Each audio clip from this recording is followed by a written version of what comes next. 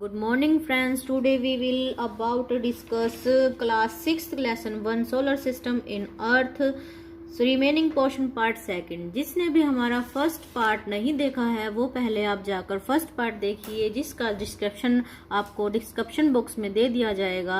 आप उसको पहले अच्छे से देखिए, उसे समझिए, उसके समझने के बाद आपको ये सेकंड पार्ट जो है अच्छे से समझ में आएगा। इसको हम आगे स्टार्ट करें। जैसे कि अपने पहले ग्रहों के बारे में जो क्या होते हैं, कैसे बनते हैं, उन सब की जानकारी आपको पार्ट 1 में दे दी गई है। सेकंड पार्ट में आप उससे आगे स्टार्ट करते हैं। आइए, गुड मॉर्निंग स्टूडेंट, आप जो है आप इसका आगे देखिए। जो आपका आगे जो है आप इसमें देखेंगे कि जो हमारे सौर मंडल में या सोलर सिस्टम के अंदर जो है कितने ग्रह हैं टोटल और वो किस प्रकार से हैं। इसमें देखिए हमारे सौर मंडल में टोटल जो है वो 8 ग्रह हैं सूर्य से बढ़ती दूरी के अनुसार। बढ़ती दूरी के अनुसार अब आप इसके अंदर देखिए, बढ़ती दूरी के अनुसार इसमें सबसे पहले जो आपका आता है वो है आपका बुध ग्रह, शुक्र ग्रह, तीसरे नंबर पर आपका आता है पृथ्वी, फोर्थ पे हम मंगल, बृहस्पति, शनि और अरुण, और नेक्स्ट लास्ट जो है आपका वो है वरुण ग्रह। इसके अंदर अब आप देखिए कि आपको ये देखा कि आपने यहाँ पर मैंने मार्क कर रखा है। ये क्वेश्चन यहाँ आपका बहुत इंपॉर्टेंट बन जाता है कि आपसे कई बार क्वेश्चन पे पूछा जाता है कि जो हमारी पृथ्वी है वो सूर्य से बढ़ती दूरी के अनुसार कितने नंबर पर है। वो जो है हमारा आंसर क्या होगा, तीसरे नंबर पर जो है हमारी अर्थ जो है सूर्य से बढ़ती दूरी के अनुसार है। और आप ये सोचेंगे कि अब ये सारे के सारे सीक्वेंस वाइज हमें याद कैसे हो, उनकी भी एक ट्रिक है दोस्तों। वो जो है आपकी, वो देखिए आपकी जो एनसीईआरटी है 6th क्लास में ही आपको ये सारी चीजें याद करवा दी जाती है कि आप इनको कैसे याद करेंगे। उन्होंने खुद ने ही एक ट्रिक बना रखी है। वो ट्रिक आप इस प्रकार से देख सकते हैं। My very efficient mother just survive us nuts. अब ये देखिए मैंने यहाँ मार्क कर रखा है। ये मार्क इसलिए है क्योंकि आपको पता चल जाए जो बोल्ड किया गया एरिया है या जो अल्फाबेट है उन्हीं में आपके सभी के सभी प्लैनेट्स के नाम जो है छिपे हुए हैं। अब देखिए फर्स्ट जो है आपका वो है एम, माइस, जिसके अंदर आपका एम छिपा है, उससे क्या बनता है आपका मरकरी। मरकरी मीन्स बुध ग्रह। उसके बाद आपका देखिए सेकंड जो है वेरी, वेरी से क्या बनता है आपका वी, वी से आपका बनता है वीनस, वीनस यानी कि शुक्र ग्रह।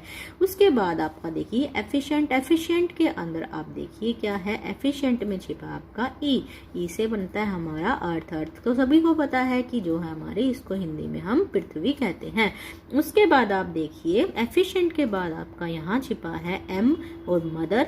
मदर के अंदर आपने देखा यहाँ क्या लिखा हुआ है, मार्स। मार्स जो है आपका कौन सा ग्रह है, वो है आपका मंगल ग्रह। उसके बाद नेक्स्ट देखिए आपका इसमें है जस्ट, जस्ट जो है आपका जिसमें छिपा है जुपिटर, जुपिटर यानी कि आपका बृहस्पति ग्रह।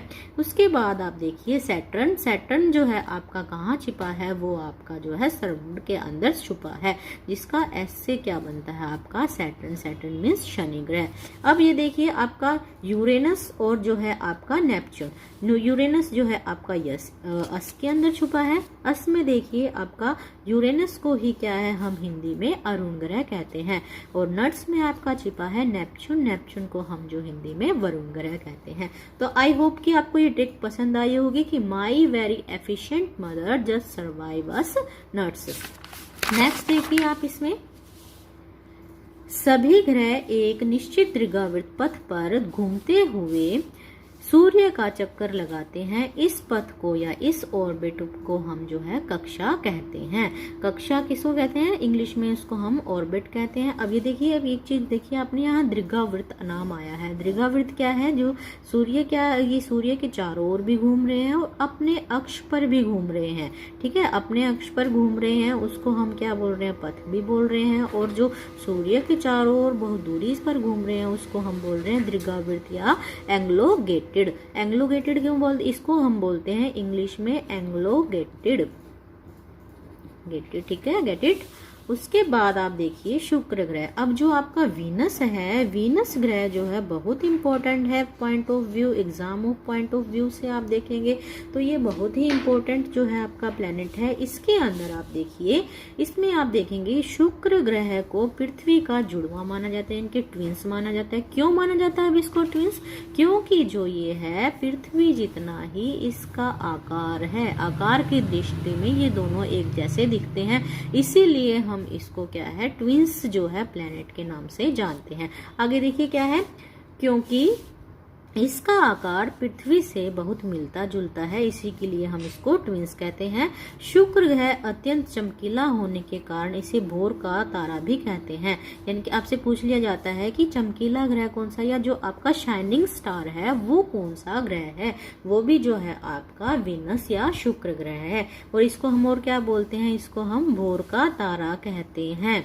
उसको इसके आपका जो है ये एनसीईआरटी में बच्चों नहीं दे रखा है कि इसको और आगे और भी हम क्या कह सकते हैं, इसको एक जो है सौंदर्य का देवता भी कहते हैं। आपके यहाँ से जो है आपके 3 क्वेश्चन बन जाते हैं कि जो है पृथ्वी के समान कितना कौन सा है जो आकार में, वो आपका आता है वीनस, और जो इसका ट्विंस है वो कौन सा है, वो भी वीनस, और जो आपको शाइनिंग स्टार बोलते हैं उसको क्या कहते हैं, वो भी वीनस, और जो भोर का तारा है या सौंदर्य का देवता है वो भी किसे कहते हैं, वीनस को ही हम कहते हैं। नेक्स्ट देखिए बच्चों, नेक्स्ट पॉइंट में आपका जो है अगस्त 2006 तक प्लूटो को सौर मंडल का ग्रह माना जाता था। इसका मतलब क्या हुआ, अगस्त 2006 तक ही आपका ये जो है डेट और ईयर जो है बहुत इम्पोर्टेंट है। इसके अंदर आपसे कई बार क्वेश्चन पूछा जाता है कि जो आपका जो प्लूटो ग्रह है उसको जो है ग्रह की श्रेणी से कब बाहर किया गया, तो आंसर डायरेक्ट होता है उसका 2006, अगस्त 2006 में उसको जो है आपको ग्रह की श्रेणी से बाहर कर दिया। और ये किसने किया था ये भी देख लेंगे। ये देखिए अंतरराष्ट्रीय खगोलीय संगठन या फिर आपका इंटरनेशनल एस्ट्रोनॉमिकल यूनियन ने जो है इसको इस श्रेणी से बाहर कर दिया। इसमें देखिए क्या है, अंतरराष्ट्रीय खगोलीय संगठन के निर्णय अनुसार अब यह ग्रहों की श्रेणी में नहीं आता। अब यह ग्रह की श्रेणी में नहीं आता, और क्यों नहीं आता वो भी देखिए, क्योंकि यह नेपच्यून यानी कि वरुण की कक्षा को काटता है।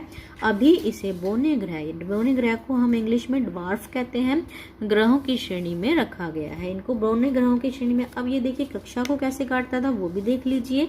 जैसे मान लिया कि ये जो है आपका नेपच्यून ग्रह है, अब ये जो है सूर्य के चारों ओर चक्कर लगा रहा है नेपच्यून, और इसी के साथ आके प्लूटो जो प्लेनेट है वो इसकी कक्षा को काट रहा था। तो आपने हम पिछली क्लास में पढ़ा था कि जो ग्रह दूसरे ग्रहों की कक्षा को काटे उनको ग्रह हम नहीं कहते, बल्कि जो अपने अक्ष पर और जो सूर्य के चारों ओर परिक्रमा पूर्ण करते हैं उसको ही हम ग्रह की संज्ञा देते हैं। तो इसमें आप और देखेंगे कि जो प्लूटो के अलावा जो 2 ग्रह और है वो भी जो है आपके ड्वार्फ ग्रह या बोने ग्रह हैं। इसमें फर्स्ट है जो सीरस 2003 और UB 313, ये जो ग्रह हैं आपके, इनको भी क्या है ग्रहों की श्रेणी से बाहर कर दिया गया है। उसके बाद आप नेक्स्ट देखेंगे बृहस्पति, शनि और यूरेनस के चारों ओर छल्ले हैं। ये बेल्ट असंख्य छोटे छोटे पिंडों से बनता है।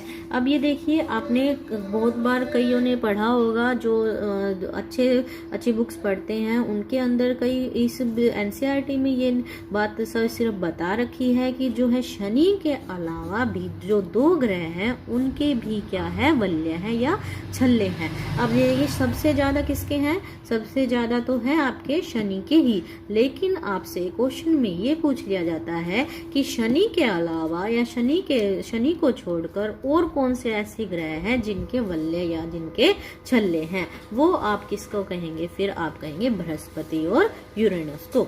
उसके बाद आप देखिए हमारी अर्थ के अंदर क्या क्या चीजें हैं वो देखिए। सूर्य से दूरी के अनुसार यह तीसरा ग्रह है और आकार में यह सौर मंडल का 5वां बड़ा ग्रह है। अब आपने आकार में तो देख लिया कि 5वां है, और दूरी के अनुसार कौन सा पीछे बताया गया जो था वो तीसरा। अब आकार में ये कौन सा है? पांचवा। इसका मतलब ये हुआ कि इससे बड़े 4 ग्रह और है जो इससे बड़े हैं, और उनको भी हम देख लेते हैं वो कौन कौन से हैं। वो जो आपके हैं वो जुपिटर, सैटर्न, अरुण और नेपच्यून। और इसके बाद ही हमारा कौन सा आता है? 5वें नंबर पर पृथ्वी आती है। नेक्स्ट देखिए, नेक्स्ट जो है आपका वो है पृथ्वी का आकार पूरी तरह गोल न होकर यह ध्रुवों के पास चपटी है। कैसे है? चपटी है। कैसे चपटी? अब ये देखिए कि इसका आकार बिल्कुल गोल नहीं है। हम बहुत बार देखते हैं कि ये ऐसे गोल दिखाई देते हैं, लेकिन ये जैसे इसका नॉर्थ पोल है, ये इसका साउथ पोल है, यहाँ पर आकर ये इस प्रकार से थोड़ी चपटी है।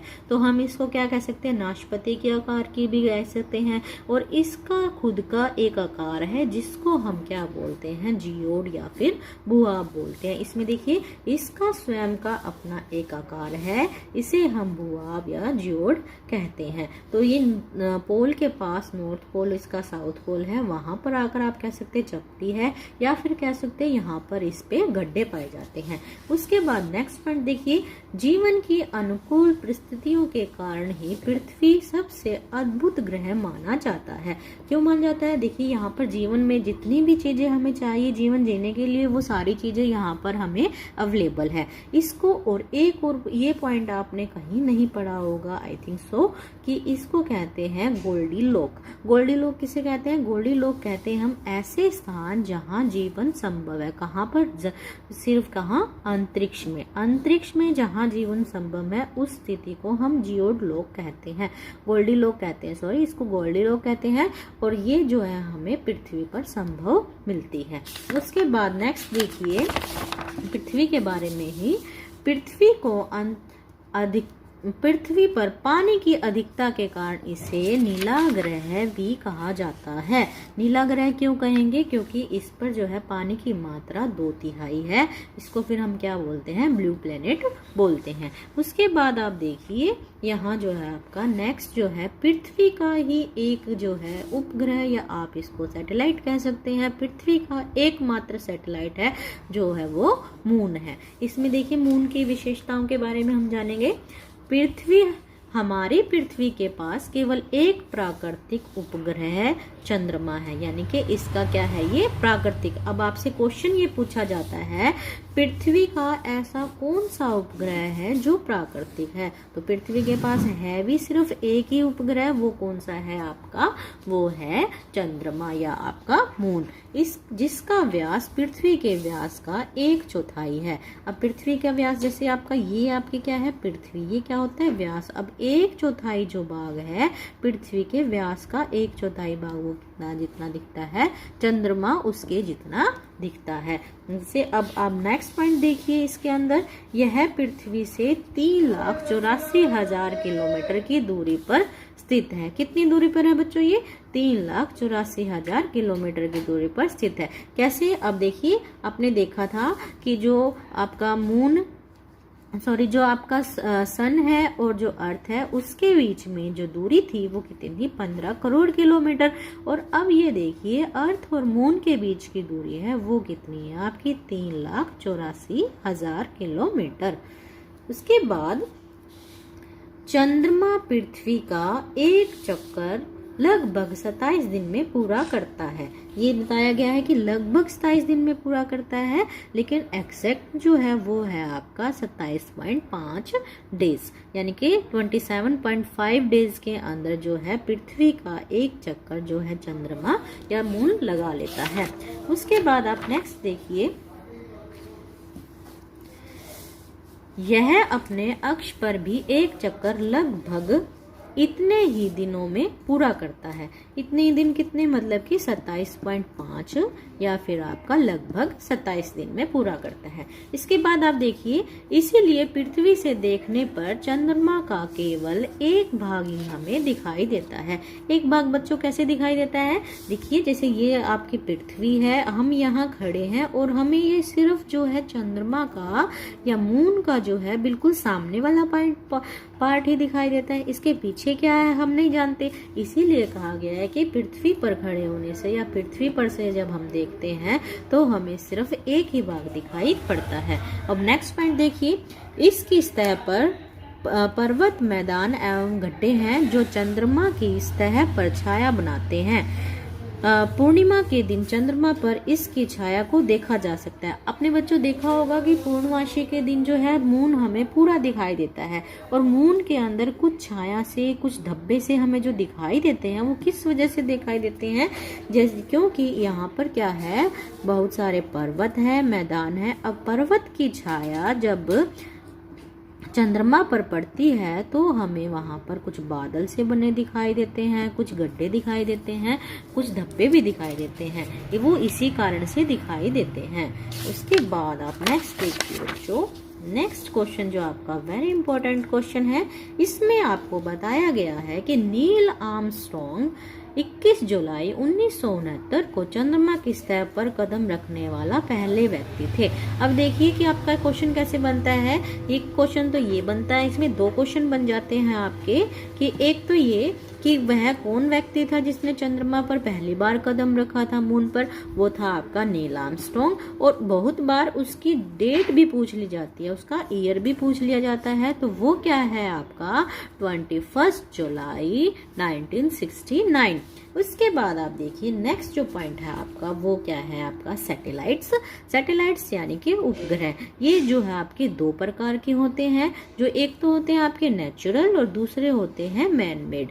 ह्यूमन ने जो जिस प्रकार से उपग्रहों को बनाया है वो आपके आ जाते हैं मैन मेड के अंदर, जो नेचुरली है वो आपके आ जाते हैं नेचुरली के अंदर। उसके बाद इसमें देखिए, ग्रहों के चारों ओर चक्कर लगाने वाले पिंड को उपग्रह कहते हैं। ग्रहों के चारों ओर चक्कर लगाने वाले पिंड को क्या कहते हैं बच्चों, उपग्रह कहते हैं। और जो ग्रहों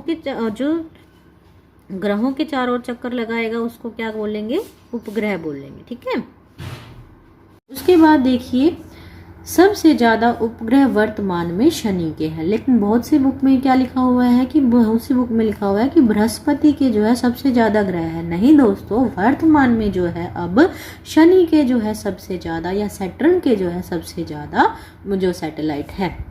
उसके बाद आप देखेंगे कि जो मैन मेड है या जो ह्यूमन मेड सैटेलाइट है वो क्या है और वो क्या काम आती है। मानव निर्मित उपग्रह एक जो है वो है कृत्रिम उपग्रह है। यह वैज्ञानिकों के द्वारा बनाया गया है, जिसका उपयोग वह ब्रह्मांड के बारे में जानकारी प्राप्त करने के लिए एवं पृथ्वी पर संचार माध्यम के लिए किया जाता है।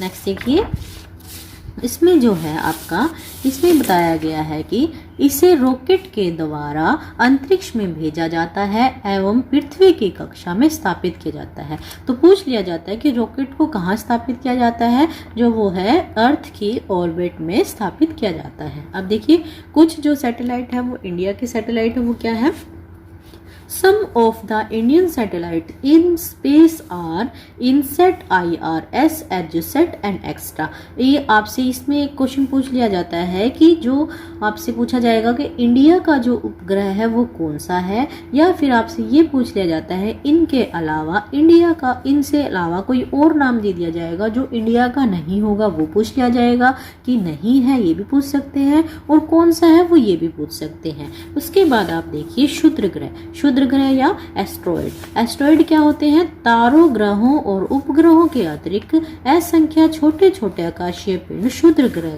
कहलाते हैं। क्या कहलाते हैं, जो तारों, ग्रहों और उपग्रहों के अलावा जो कुछ जो ब्रह्मांड में या जो आकाश में बच गया अंतरिक्ष में, वो क्या कहलाएंगे, आपके क्षुद्र ग्रह कहलाएंगे। इसमें देखिए आगे क्या है, सौर मंडल में यह मंगल और बृहस्पति की कक्षाओं के बीच में स्थित है। कहाँ स्थित है बच्चों, ये क्वेश्चन आपसे बहुत बार पूछा जाता है कि क्षुद्र ग्रह है वो कहाँ पाए जाते हैं। वो आपके जो पाए जाते हैं मार्स और जुपिटर के बीच में पाए जाते हैं। एवं ये भी सूर्य की परिक्रमा करते हैं। वो इनका क्या है, ये सूर्य की परिक्रमा करते हैं क्योंकि जैसे ग्रह परिक्रमा करते हैं उसी प्रकार क्षुद्र ग्रह भी सूर्य की परिक्रमा करते हैं, क्योंकि इनका भी जो है निश्चित है, इनकी कक्षा में चक्कर लगा रहे हैं। ये भी एक निश्चित कक्षा में चक्कर लगा रहे हैं। वो किस प्रकार से, देखिए आपके डायग्राम में दिया हुआ है, देखिए किस प्रकार से जो ये देखिए आपके मार्स और जुपिटर के बीच में एक ही आपको ब्राउन सी धूल कणों की पट्टी जो दिखाई दे रही है वो क्या है, आपका क्षुद्र ग्रह है। क्षुद्र ग्रह के अंदर आप देखिए अब ये जो है पहले यहाँ पर कोई ना कोई ऐसा पिंड या कोई ग्रह रहा होगा जिसके टूटने के बाद उसके सिर्फ ये जो है डस्ट पार्टिकल या धूल कण जो बच गए हैं वो हम फिर जो इन ये धूल कण भी है कि पूर्ण रूप से एक निश्चित रूप में एक चक्कर लगा रहे हैं। तो इस चक्कर को लगाने के कारण ही इनको क्या यहाँ पर क्षुद्र ग्रह की संज्ञा दी गई है। उसके बाद आप नेक्स्ट देखिए, इसमें scientists are of the view that asteroid are part of the planet which explored many years back. अब साइंटिस्ट क्या कहते हैं, बहुत से वैज्ञानिक हैं जो ये कह रहे हैं कि जो क्षुद्र ग्रह होते हैं, एस्ट्रॉयड होती है, वो प्लैनेट में जो एक्सप्लोर यानी कि जो दिखाई दे दिए गए उनको हमने फिर क्या कह दिया, क्षुद्र ग्रह, और ये जो है कई साल बाद दिखाई देते हैं। उसके बाद आप नेक्स्ट देखेंगे उल्का पिंड। उल्का पिंड में आप देखिए मेट्रॉइड, इसको क्या कहते हैं, सूर्य के चारों ओर चक्कर लगाने वाले पत्थरों के टुकड़े, छोटे छोटे टुकड़े को उल्का पिंड कहते हैं। अब पत्थर के छोटे छोटे टुकड़े, जैसे यहाँ पर हमने देखा जुपिटर और मार्स और जुपिटर के बीच में कुछ क्षुद्र ग्रह थे, तो उसी प्रकार से ऐसे ही बहुत सारे जो है ब्रह्मांड के अंदर छोटे छोटे पत्थर के टुकड़े हैं जो वो भी जो है पूरी चक्कर तो लगाते हैं, लेकिन कई बार क्या होता है, वो जैसे आपने देखा होगा कि वो जब अपने पथ से भटक जाते हैं या फिर वो जब टूट जाते हैं, हमने देखा है कई बार कि हम उसको किसकी संज्ञा देते हैं कि तारा टूट गया, वो असल में क्या होता है, वो होता है उल्का पिंड। अब देखिए नेक्स्ट में क्या बता रहा है, कभी कभी ये अपने पथ से भटककर पृथ्वी के वायुमंडल में प्रवेश कर जाते हैं, कुछ वायुमंडल में ही घर्षण से समाप्त हो जाते हैं। अब जो हम कहते हैं ना तारा टूट गया, वो तारा नहीं टूटता, वो उल्का पिंड होता है जो घर्षण के बाद समाप्त हो जाता है। घर्षण के बाद जैसे कि हम मान लो ये पेन है, मैं इसको यहाँ इस प्रकार से रब कर रही हूँ, तो रब करने से क्या होगा, घर्षण पैदा होगा, और घर्षण पैदा होने के कारण वो जब पृथ्वी के अंदर, जैसे ये पृथ्वी है हमारी और यहाँ पर क्या है, हमारा सारा एटमॉस्फेयर है या वायुमंडल है, जैसे ये जो डस्ट पार्टिकल या पत्थर के टुकड़े हैं इनको अपना पूरा सर्कल लेना तो इस तरह कैसे था, लेकिन ये किसी कारणवश जो है वायुमंडल से टकराते हैं और टकराने से क्या है, इनके अंदर घर्षण पैदा होता है। घर्षण पैदा होने के कारण ये अपने पथ से भटक जाते हैं और टूटकर समाप्त हो जाते हैं। और जब ये नेक्स्ट देखिए, जब ये टूट जाते हैं और उसके बाद जब ये कुछ टूटने के बाद क्या होता है कि किंतु कुछ पृथ्वी से टकराकर जैव मंडल को नुकसान पहुंचाते हैं एवं पृथ्वी की सतह पर गहरे गड्ढों का निर्माण करते हैं। अब देखिए जब ये ग्रह जो उल्का पिंड थे, ये कुछ ऐसे पृथ्वी पर आए, एकदम से गिरे, जब बीच में ही वायुमंडल में नष्ट ना होकर ये क्या है, अर्थ के ऊपर आ गए। देखिए वायुमंडल में से पार होकर ये क्या है, यहाँ नष्ट ना होने के बाद सीधे क्या है, पृथ्वी पर आए। पृथ्वी पर आने के बाद ये आपने देखा होगा कि यहाँ पर गड्ढे बन जाते हैं। गड्ढे बनने के बाद वहाँ पर क्या है, जब उसमें पानी किसी कारणवश बरसात का हो या किसी नदी नाले का हो आकर जब इकट्ठा हो जाता है, तो फिर उसका क्या नाम दे दिया जाता है, झील का नाम दे दिया जाता है। उससे झील का निर्माण हो जाता है। उसके बाद आप देखिए, उसके बाद आपके जितने भी ये तारे हैं और जो भी सारा जो आपका टॉपिक है यहाँ पर कंप्लीट हो जाता है। उसके बाद आपके कुछ जो है ग्रह हैं जो इनसे जो आपके डायग्राम है इसमें दे रखा है, सारे के सारे ग्रह जो है आपके इस डायग्राम में दे रखे हैं। इस डायग्राम में आपका सभी ग्रहों का वर्णन भी अच्छे से दे रखा है, कौन सा ग्रह कितने दिन में सूर्य की चारों ओर परिक्रमा करता है या अपने घूर्णन अपने अक्ष पर कितने दिन में अपनी परिक्रमा पूरी कर लेता है। तो ये सारी चीज़ें आप यहाँ से पढ़ सकते हैं। इसमें जो मेन टॉपिक, जो मेन बात है वो देखिए, वो क्या है आपका, एक तो ये है आंतरिक ग्रह और एक ये बाह्य ग्रह। इसके अंदर आपने देखा है आंतरिक ग्रह कौन से होते हैं, जो शुरू के जो 4 है जो हमने किस ट्रिक से याद किए थे, my very efficient mother just survive us nuts. तो ये जब हमने पढ़े थे, ये इस ट्रिक से पढ़े थे, तो वो 4 के 4 हमें पहले 4 जो है याद हो गए। पहले 4 कौन से थे आपके, बुध, शुक्र, मंगल और पृथ्वी। ये 4 ग्रह हैं जो क्या है, भारी ग्रह हैं। और किसके बने हुए हैं दोस्तों, ये चट्टानों के बने हुए हैं। चट्टानों के बनने होने के कारण इनको क्या नाम दिया गया है, आंतरिक ग्रह। इसको हम इनर ग्रह भी बोलते हैं। नेक्स्ट जो है हमारा बाह्य ग्रह या फिर जो आपका है आउटर ग्रह, ये किसके बने हैं। अब जो ये बाद के हैं वो सारे के सारे जो है आपके गैस और तरल पदार्थ से बने हैं, इसीलिए हम इनको क्या बोलते हैं, आउटर प्लैनेट्स या फिर जो आपका इनको जो आंतरिक ग्रह को एक नाम और देते हैं पार्थिव ग्रह, और बाह्य ग्रह को हम कहते हैं जूलियन ग्रह।